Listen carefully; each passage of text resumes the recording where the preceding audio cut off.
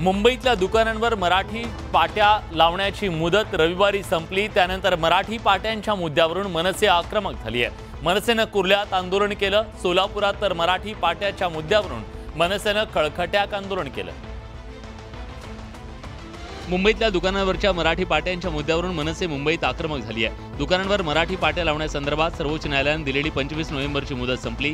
त्यानंतर कुर्ला इथल्या फिनिक्स मॉलमध्ये मनसेने आंदोलन केलं। यावेळी आंदोलन करणाऱ्या मनसैनिकांना पोलिसांनी ताब्यात घेतलं।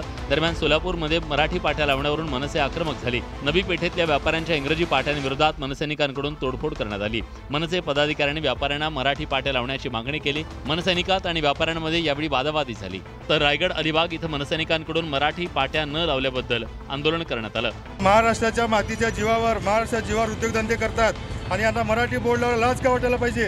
एवढं जर यांना मराठी द्वेष असेल तर आम्ही मनसैनिक यांचा द्वेष पूर्ण तोडून उकडून फेकून टाकू। दुकानांवरच्या मराठी पाट्यांसाठी ठाकरे गटानं शिवडी लालबाग मतदारसंघात आंदोलन केलं। दुकानांवरच्या इंग्रजी पाट्या बदलून तातडीने मराठी पाट्या लावण्याची मागणी आमदार अजय चौधरींनी केली। मुंबईतल्या दुकानांवर मराठी पाट्या न लावण्याविरोधात मुंबई महापालिका मंगळवारपासून कारवाई सुरू करणार आहे। लोकसभा निवडणुकीला वर्षभराचा अवधी आहे आणि या दरम्यान राज्यातल्या महाविकास आघाडीनं आता मोर्चे बांधणी सुरू केली आहे। राज्यातील लोकसभेच्या 48 जागांसाठी महाविकास आघाडीचा महायुतीचा थेट सामना होण्याची शक्यता आहे। लोकसभा निवडणूक वर्षभरावर येऊन ठेपलेली असून राज्यातील महाविकास आघाडीनेही मोर्चे बांधणी सुरू केली आहे। राज्यातल्या लोकसभेच्या 48 जागांसाठी महाविकास आघाडीचा महायुतीशी थेट सामना होण्याची शक्यता आहे। या पार्श्वभूमीवर महाविकास आघाडीत लोकसभा जागा वाटपाचा फॉर्म्युला तयार केला जातोय। गेल्या लोकसभा निवडणुकीत शिवसेनेने 22 जागा लढवल्या होत्या, त्यापैकी 18 जागा जिंकल्या।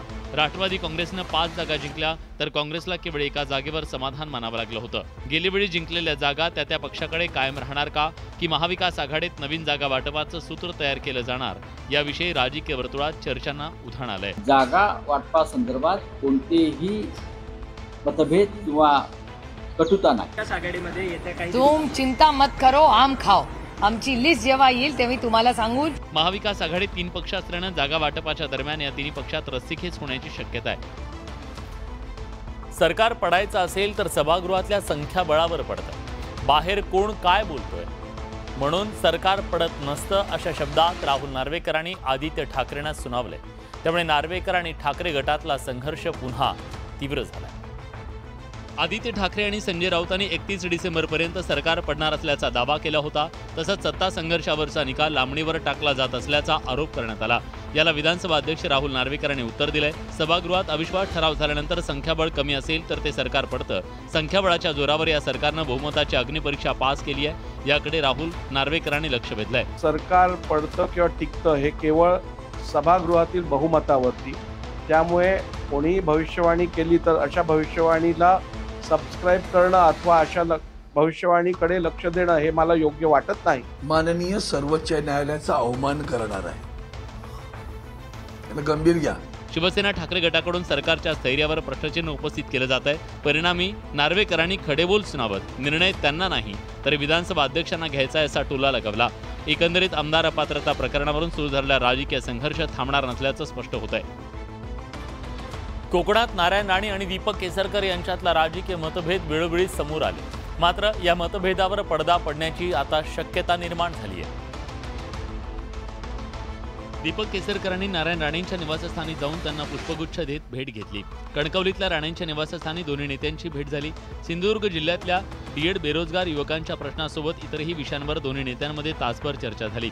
आमच्यात वैयक्तिक नव्हे तर राजकीय संघर्ष होता, असं केसरकरांनी म्हटलं।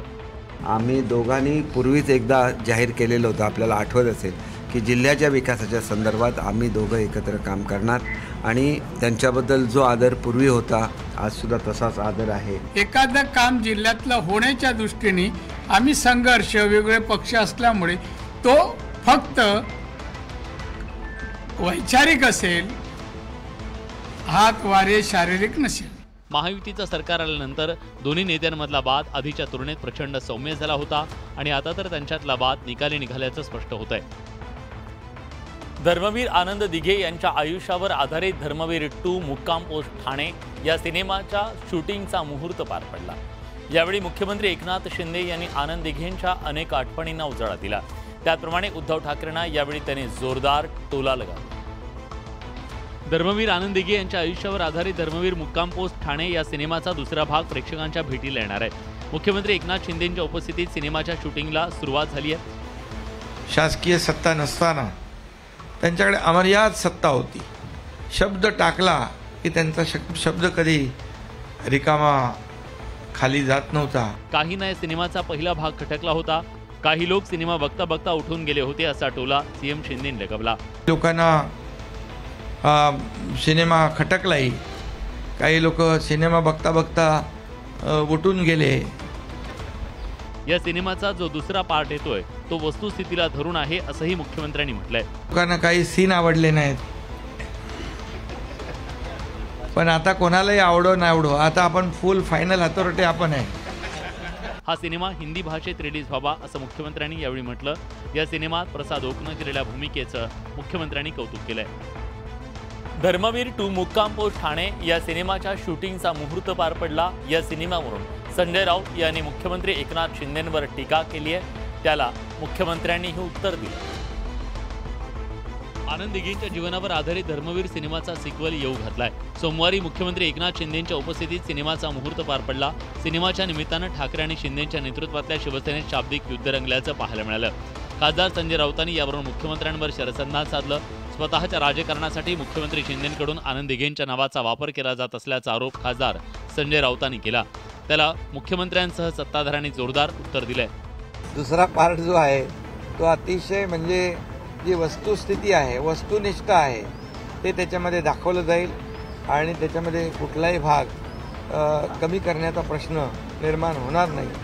पुढच्या वर्षी हा सिनेमा प्रदर्शित होणार आहे. आगामी वर्ष लोकसभा आणि विधानसभा निवडणुकीचं वर्ष आहे. त्यामुळे ऐन निवडणुकीच्या धामधुमीत हा सिनेमा चर्चेचा विषय ठरण्याची शक्यता नाकारता येत नाही. आमदार आदित्य ठाकरेंनी मथुरेमध्ये एका मंदिराचं उद्घाटन केलं. तसंच मथुरेतल्या बांके बिहारी मंदिरात पूजा करून दर्शन सुद्धा घेतलं. आदित्य ठाकरेंच्या मथुरा दर्शनावरून विरोधकांनी टीका केली.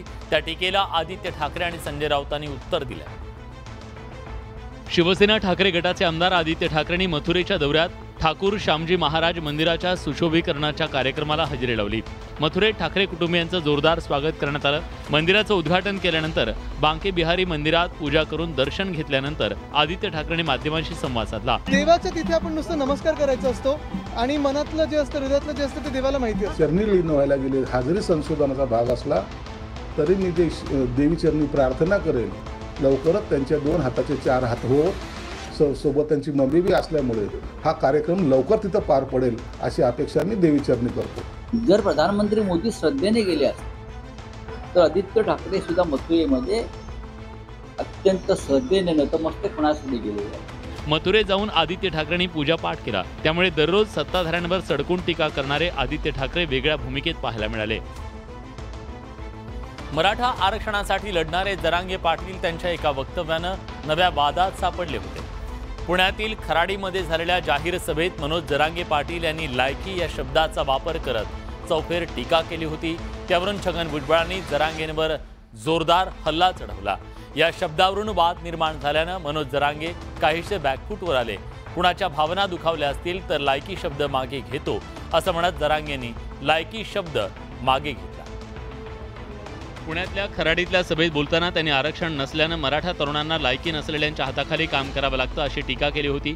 त्यांच्या लायकी नसलेल्या या वक्तव्यावरून विरोधकांनी चांगलंच त्यांना घेरायला सुरुवात केली आहे. जरांगे पाटलांनी आपल्या वक्तव्याचा विपर्यास केल्याचा दावा केला तर छगन भुजबळांनी पुन्हा एकदा जरांगेंना त्याच मुद्द्यावरून डिवचलंय. महात्मा फुलेंची लायकी होती, त्यांनी शिवरायाची समाधी शोधून काढली. ज्या महात्मा फुले साहेबांना आणि सावित्रीबाईंनी या देशाला राज्याला आदर्श दिला, एका कॉलेजला नाव नाही तुमच्या, तुम्ही आम्हाला काय घेण्यास शिकता. भुजबळ आणि जरांगेंकडून एकमेकांना थेट आव्हान प्रतिआव्हान दिलं जात आहे. अशातच जरांगेंनी लायकीविषयी केलेल्या वक्तव्यानं या वादात आणखी भर पडली आहे. त्यामुळे भविष्यात हा वाद आणखी चिघळण्याची शक्यता नाकारता येत नाही. मराठा आरक्षणावरून सरकारमध्ये असलेले मतभेद समोर आले. शिंदे समिती बरखास्त करण्याची मागणी छगन भुजबळांनी केली तर जरांगे पाटलांनी यावरून भुजबळांना इशारा दिला. या सर्व प्रकरणावरून विरोधकांनी सरकारवर जोरदार निशाणा साधला. हिंगोलीतल्या ओबीसींच्या एल्गार सभेत छगन भुजबळांनी मुख्यमंत्री एकनाथ शिंदेने नेमलेली शिंदे समितीच बरखास्त करण्याची मागणी केली। इतकंच नाही तर मराठा समाजाला सरसकट कुणबी प्रमाणपत्र द्यायला छगन भुजबळांनी विरोध केलाय। तर मराठा समाजाला दिलेली कुणबी प्रमाणपत्र रद्द केली तर त्याचा गंभीर परिणाम होईल असं मनोज जरांगे पाटील यांनी स्पष्ट केलंय। मराठा आरक्षणावरून सरकारमधले मतभेद समोर आल्यानंतर विरोधकांनी प्रश्नचिन्ह उपस्थित केलंय। त्याच्यामुळे त्यांचं काम संपलंच आहे आता, त्याच्यामुळे ती समिती आता बरखास्त करा, कारण तिकडलं मराठवाड्यातलं काम संपलेलं आहे। आमचं रद्द झालं की तुमचं सगळं ऑटोमॅटिक रद्द होईल मग, कारण आमच्या शासकीय नोंदी आहेत, तुमच्या नोंदी फिंदी काहीच नाहीत। मग तुम्हाला कसं काय घेतलं मग ओबीसी? सत्तेत असलेले लोक सभांमध्ये मांडतात, याच्याच या ट्रिपल इंजिन खोके सरकारमध्ये किती मिसमॅनेजमेंट आहे आणि पॉलिसी पॅरालिसिस आहे। आरक्षणाच्या मुद्द्यावरून छगन भुजबळ आणि मनोज जरांगे पाटील यांच्यातला संघर्ष सुरू राहणार असल्याचं स्पष्ट झालंय। अंतरवाली सराटीमध्ये झालेली दगडफेक आणि लाठीचार्जवरून शिवसेना आणि ठाकरे गटात जोरदार चुकी आहे। जालन्यात दंगल कशी घडेल यासाठी काही बडे नेते प्लॅन बनवत होते असा गंभीर आरोप संजय शिरसाट यांनी केला। तर लाठीचार्जचा आदेश कुणी दिला याचं उत्तर द्या अशी मागणी विधान परिषदेचे विरोधी पक्षनेते अंबादास दानवेंनी केली। अंतरवाली सराटीमध्ये झालेल्या लाठीचार्जवरून सुरू झालेलं राजकारण दिवसेंदिवस भीषण होत चाललंय। अंतरवाली सराटीत लाठीचार्ज झाल्यानंतर तातडीनं गेलेल्या नेत्यांवर संजय शिरसाट यांनी प्रश्नचिन्ह उपस्थित केलंय। राज्यात दंगली घडवून सरकार बदनाम करण्यासाठी प्रयत्न केला गेला, त्यामुळे सरकारनं मुख्य सूत्रधार शोधले पाहिजेत अशी मागणी शिरसाटांनी केली। तर विधान परिषदेचे विरोधी पक्षनेते अंबादास दानवेंनी सत्ताधाऱ्यांवर जोरदार पलटवार केलाय। अंतरवालीमध्ये घडलेली घटना ही गुंडाकरवी केलेली दंगल, याला जे जबाबदार आहेत त्यांच्यावर कारवाई झाली पाहिजे। असं शिवसेना जे करेल ते समोर करेल, शिवसेने घाबरणार नाही कोणाला। जेव्हा दंगल करायची गरज पडेल, काय करायचे हातात शस्त्र घेतली, त्या दिवशी शिवसैनिक हातात शस्त्र सुद्धा घेईल। अंतरवाली सराटीतल्या लाठीचार्जवरून सुरू झालेलं राजकारण काही थांबायचं नाव घेताना दिसत नाहीये। जोपर्यंत आरक्षणाचा तिढा सुटत नाही तोपर्यंत दोन्ही बाजूकडून हा मुद्दा असाच पेटवला जाईल हे स्पष्ट होत आहे। हिंगोलीच्या महाएल्गार मेळाव्यातून भुजबळांनी पुन्हा एकदा मराठ्यांच्या ओबीसी आरक्षणाला तीव्र विरोध केला। भुजबळांच्या या भूमिकेविरोधात स्वराज्य पक्षाचे कार्यकर्ते पुन्हा आक्रमक झाल्याचं दिसतंय। सोमवारी भुजबळ थांबलेल्या पुण्यातल्या विश्रामगृह परिसरात स्वराज्याचे कार्यकर्ते आणि ओबीसी पदाधिकारी आमने सामने आल्याचं पाहायला मिळालं। हिंगोलीतल्या मेळाव्यातून छगन भुजबळांनी मनोज जरांगेंचा समाचार घेत मराठ्यांच्या ओबीसी आरक्षणाला विरोध केला। भुजबळांच्या या आक्रमक बाण्याविरोधात संभाजीराजे छत्रपतींचा स्वराज्य पक्षाचे कार्यकर्ते आक्रमक झाल्याचं पाहायला मिळालं। सोमवारी थेट पुण्याच्या विश्रामगृहात स्वराज्याच्या कार्यकर्त्यांनी जाऊन भुजबळांना इशारा दिला। स्वराज्य पक्षाच्या कार्यकर्त्यांना पोलिसांनी थेट विश्रामगृहात सोडल्यानं ओबीसी पदाधिकारी चांगले संतापले, तर कार्यकर्त्यांनी शांत राहावं असं आवाहन भुजबळांनी केलंय। मराठ्यांच्या आरक्षणाच्या आंदोलनाला नख लावू नका, ही हात जोडून विनंती भुजबळ साहेब सबुरीनं घ्या। मी अशांतता करतो, मी फक्त जे आहे जो अन्याय झाला त्याला तोंड फोडायचं काम करतो। हे याच्यामुळेच असले प्रकार व्हायला लागले, जाती तीड निर्माण व्हायला लागला, याला ताबडतोब रोखलं पाहिजे। जरांगेंच्या जोडीला आता मराठा संघटनांसह स्वराज्य पक्ष उतरल्यानं मराठा विरुद्ध ओबीसी हा संघर्ष आणखी तापण्याची शक्यता आहे। आता सरकार दोन्ही समाजांमध्ये कशी मध्यस्थी करतं, कोणता तोडगा काढतं हे पाहणं महत्त्वाचं ठरणार आहे। आमदार एकनाथ खडसेंनी जिल्ह्यातल्या सत्ताधाऱ्यांच्या जिवारी लागणारी टीका केली आहे। सत्ताधाऱ्यांना जिल्ह्यात अजून एकही धरण आणता आलं नाही असा आरोप खडसेंनी केला। तसंच माझ्याच कार्यकाळात सर्वाधिक विकास कामं झाल्याचा दावा खडसेंनी केला। त्यामुळे जिल्ह्यात पुन्हा राजकीय संघर्षाला सुरुवात झाली। आमदार एकनाथ खडसे पुन्हा बॅक टू ॲक्शनमध्ये आले असून त्यांनी राजकीय विरोधकांना चांगलंच फैलावर घेतलंय। पत्रकार परिषद घेऊन त्यांनी जिल्ह्यातल्या सत्ताधाऱ्यांसमोर विकासाचे प्रश्न उपस्थित केले। राज्यात स्वतः 100 प्रकल्प पूर्ण केल्याचं सांगत एकनाथ खडसेंनी जिल्ह्यातील अनेक प्रकल्पांना मीच मंजुरी आणली असा दावा केला। एकनाथ खडसेंनी उपस्थित केलेल्या प्रश्नांना भाजपनं विकास कामांची यादी सादर करून उत्तर दिलं। गुलाबराव पाटलांनी जिल्ह्याचे पालकमंत्री या नात्यानं पुढाकार घेत दोन्ही नेत्यांनी विकासाच्या प्रश्नासाठी एकत्र येण्याचा सल्ला दिला।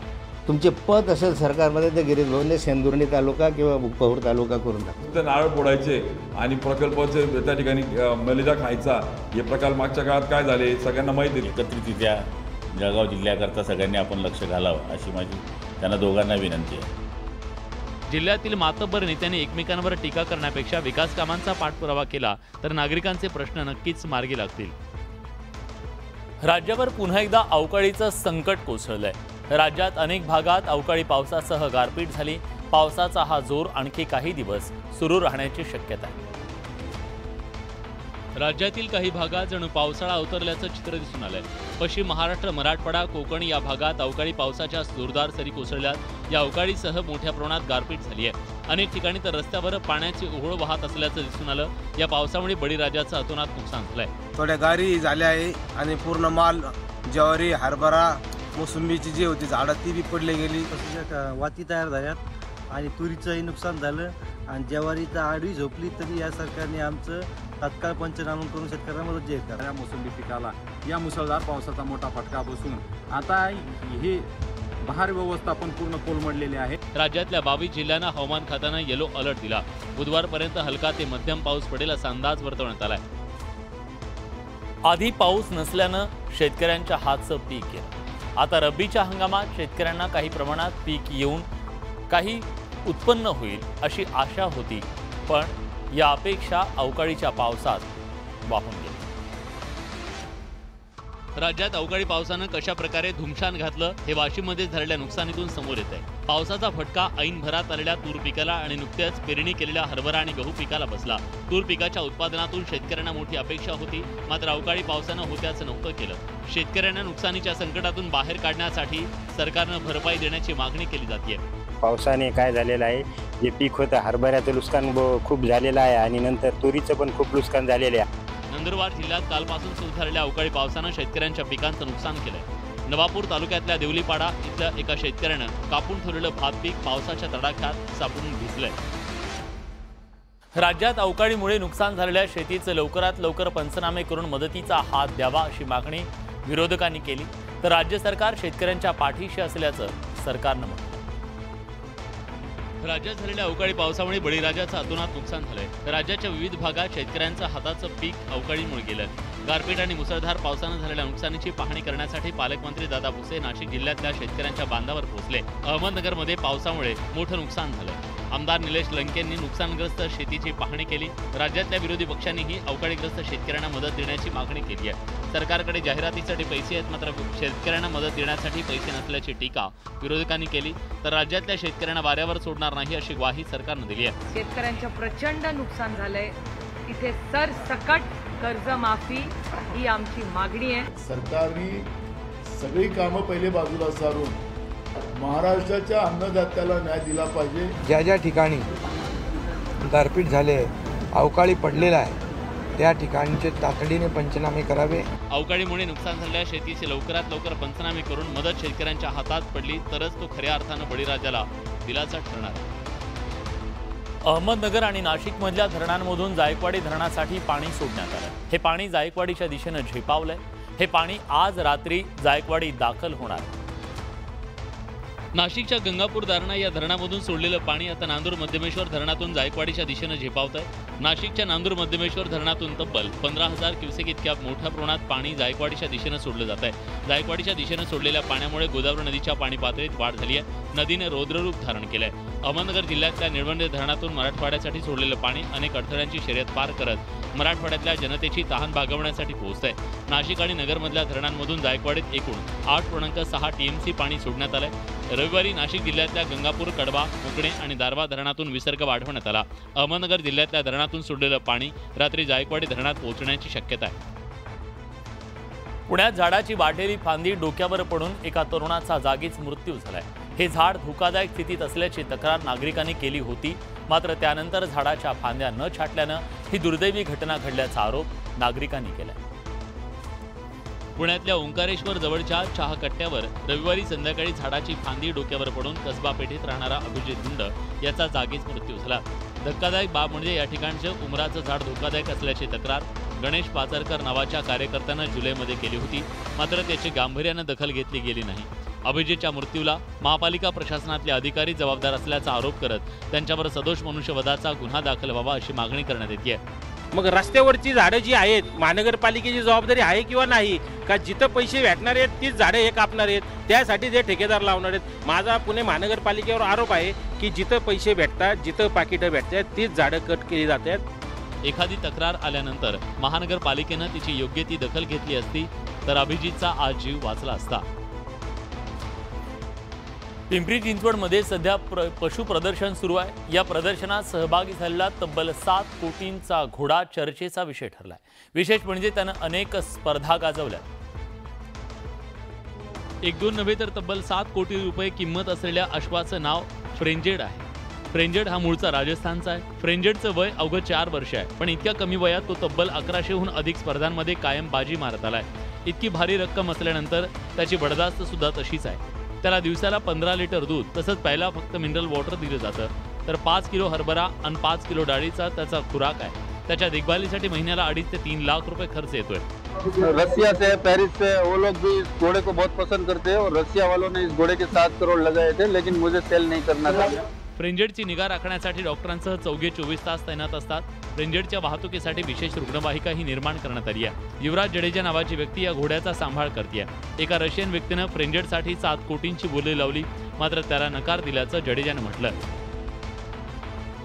IPL 2024 मध्ये हार्दिक पंड्या पुन्हा मुंबई इंडियन्सच्या ताफ्यात परतलाय। मुंबई इंडियन्सनं त्याची अधिकृत घोषणा केली आहे। 2 वर्ष गुजरात टायटन्सचा कर्णधार राहिलेला हार्दिक पंड्या पुन्हा मुंबई इंडियन्सकडून खेळताना दिसणार आहे। मुंबई इंडियन्सच्या संघात हार्दिक पंड्या दाखल झालाय।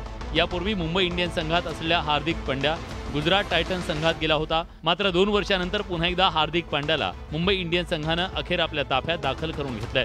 हार्दिकसाठी आपल्या ताफ्यात दाखल करून घेण्यासाठी मुंबई इंडियन्स संघानं 15 कोटी रुपये मोजले।